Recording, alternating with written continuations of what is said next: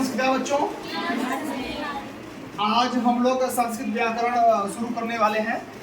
तो संस्कृत व्याकरण हमारा शुरुआत होता है माहेश्वर सूत्र से। तो हम लोग संस्कृत पढ़ें और माहेश्वर सूत्र ना पढ़ें तो ऐसा तो हो ही नहीं सकता। तो आज का हमारा जो क्लास होगा वो माहेश्वर सूत्र से होगा। माहेश्वर सूत्र के संदर्भ में आपके सामने एक श्लोक है। आज हम लोग इस श्लोक का वाचन करेंगे, इसका मतलब समझेंगे, माहेश्वर सूत्र है क्या ये जानेंगे, हमारे जीवन में इसका क्या उपयोग है, संस्कृत व्याकरण कितनी सत्यनिष्ठ है, इस माहेश्वर सूत्र से कितनी दैवी है, इससे पता चलेगा।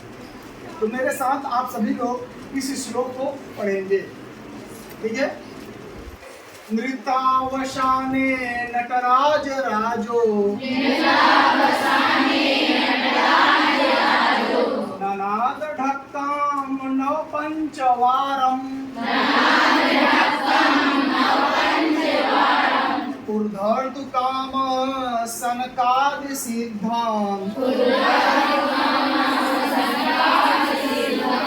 एतद् विमर्शे शिवसूत्र जालम।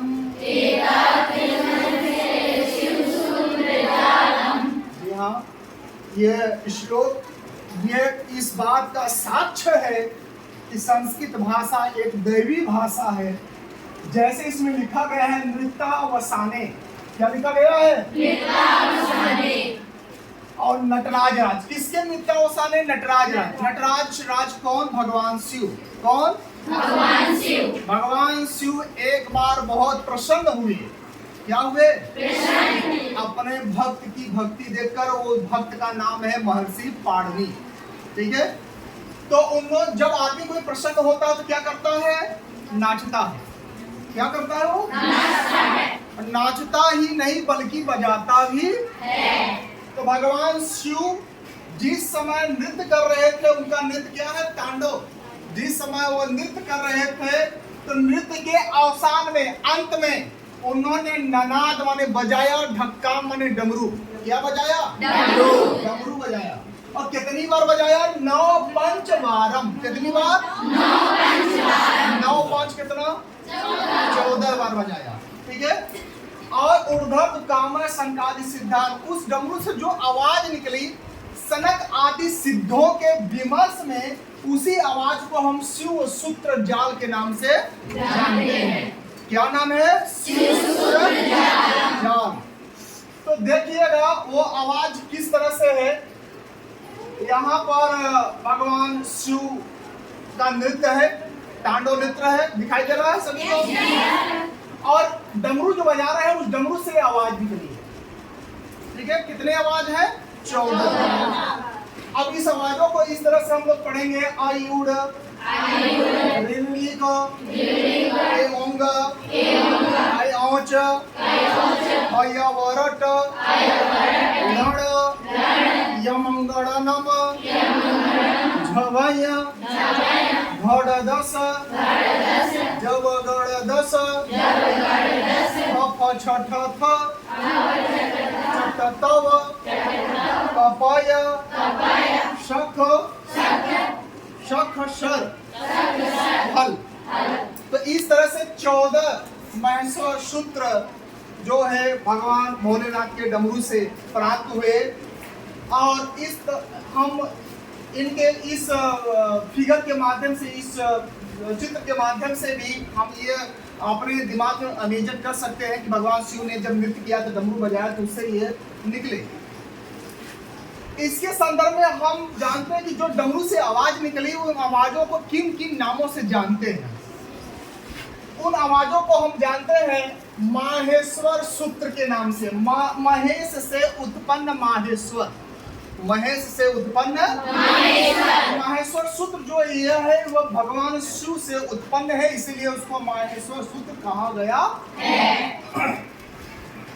इसको शिव सूत्र जाल भी कहते हैं। क्या कहते हैं? शिव सूत्र जाल। शिव सूत्र जाल। हाँ, इसको पाणिनि सूत्र भी बोलते हैं। क्या बोलते हैं? पाणिनि सूत्र। पाणिनि कौन? महर्षि पाणिनि, जिन्होंने माहेश्वर सूत्र या अष्टाध्यायी लिखा है, जिनकी बुद्धि का आज तक कोई अंदाजा नहीं लगा पाया, वो महर्षि पाणिनि जिन्होंने ये सूत्र को लिखा है, उनके नाम से इसको हम जानते हैं पाणिनि सूत्र। प्रत्याहार सूत्र भी इसे हम कहते हैं, ये प्रत्याहार निर्माण करने का सूत्र है। इसको अक्षर सामान्य भी कहते हैं। अक्षर सामान्य का अर्थ होता है वेद, यानी अक्षर वेद भी इसको बोलते हैं। अभी तक तो हम लोग 4 ही वेद जानते थे, एक अक्षर वेद है ये। अब इसको हम लोग इस तरह से जानने की कोशिश करते हैं। और यहाँ पर देखिएगा आपके सामने एक 14 महर्षि सूत्र है, और इसमें देखिए मैंने इसको ग्रीन से कर दिया है, सूत्र नंबर 1 से लेकर 4 तक हरे में कर दिया है। इसका मतलब यह है कि 1 से 4 तक सभी स्वर हैं। क्या है? स्वर है। तो अयुड़ रेलवे का एओंग एऔच ये स्वर है, यानी कि अ से लेकर चलेंगे 4 तक इसको अच प्रत्याहार भी बोलते हैं। और अच प्रत्याहार में सभी स्वर ही आते हैं। सूत्र नंबर 1 से 4 तक सभी स्वर हैं। स्वरों की संख्या हम यहाँ पे गिनेंगे तो आएगा 9। कितने स्वर आएंगे? 9। और प्रत्येक सूत्र के अंत में आपको हलंत वर्ण मिलेगा। क्या मिलेगा? हलंत वर्ण मिलेगा। इन हलंत वर्णों को हम इत संज्ञा बोलते हैं। क्या बोलते हैं? इत संज्ञा। हलंत्यम सूत्र से इसकी इत संज्ञा हो जाती है और ये कट जाता है, ये इसका लोप हो जाता है।